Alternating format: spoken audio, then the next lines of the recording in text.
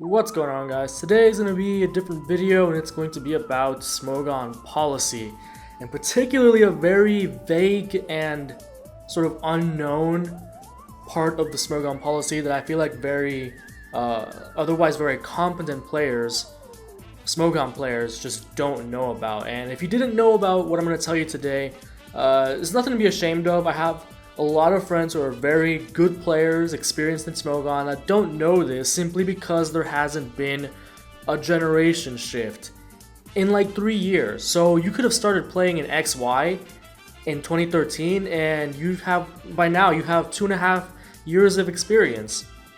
So what I'm going to talk about today is the initial ban list, what it is and what it affects. So Generation 6 has had a lot of suspect tests, a lot of bans, and a lot of people have been asking the question, when are they going to be given another chance to come back to overused? And the answer to that is gonna probably be very well received, in my opinion. And basically everything that gets suspected, keyword suspected and banned in a given generation, the way it works now is that when the new generation comes in, Gen 7, Moon and Sun, they will all return to overused. The only Pokemon that get banned that do not come back to OU are those that are quick banned. So here, as you can see here, I'm on the Gengarite policy review forum, that thread, and basically this little statement here covers everything you need to know about the initial ban list. The quick ban is considered an extension of the initial ban list, so that includes things like Mewtwo, Xerneas, Yveltal, all your cover legends, stuff like Darkrai, Shaman Sky. These are Pokemon that a generation shift is probably not going to make them suitable for OU, and they just stay on the ban list until, well, basically forever, until there's a consensus that it needs to be tested to be brought back down. If you're not on the initial ban list and you get suspected, then the next generation, you come back regardless. So what that means is that for this generation, every Pokemon from Lucario Night on gets to come back in Gen 7 in Sun and Moon. And I know some people are going to be very happy to see that, see how Mawile does in the new metagame, because I know that was a very controversial ban. Let's see how Aegislash does. Mega Lucario is coming back to OU in Moon and Sun. I don't know how many people realize that, but it's true.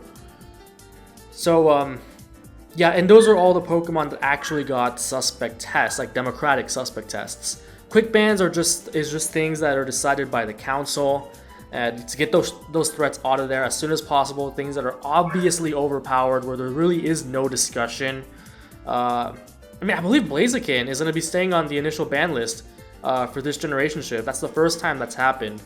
And really the thing that set this precedent, the earliest example I can think of was with Shaman Sky, which got banned in Gen 4, but then it came back in Gen 5 due to the policy at the time that you come back no matter what, basically. And that's when Shaman Sky was added to the initial ban list after it became fairly obvious that it's not going to matter which generation it's in. It's not going to get any worse, and it's not going to warrant it dropping back down to OU. So yeah, I just wanted to make a quick video discussing that aspect of Smogon policy, because I feel like it's not mentioned enough explicitly, and a lot of people are kept in the dark. So when it comes time to suspect and ban something, a lot of people don't realize that it's really not for that long, relatively speaking. It's going to get another chance very soon. So Landorus Eye, it got banned, but don't worry.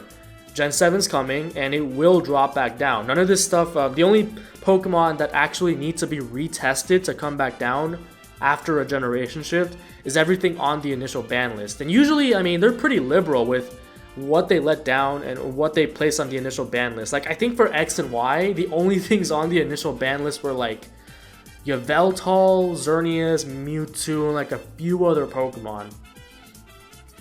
Oh no, that's not true. That was the actually, it was kind of complicated because of pre-bank.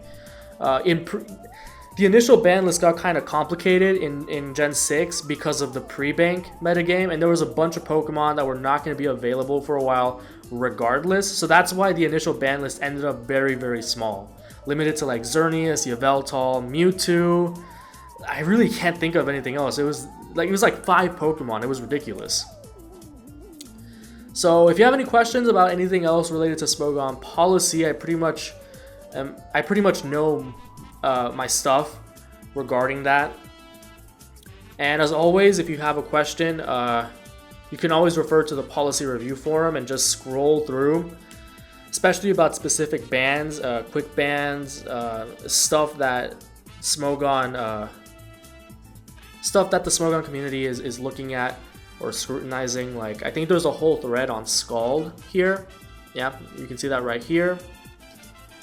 Discussions on Swagger Claws. So that's like another misconception. Like, some people think that the Smogon community just wakes up one day as a whole, as a collective entity, and decides, let's just fucking do away with Baton Pass, and then just take care of it. Never gets discussed again.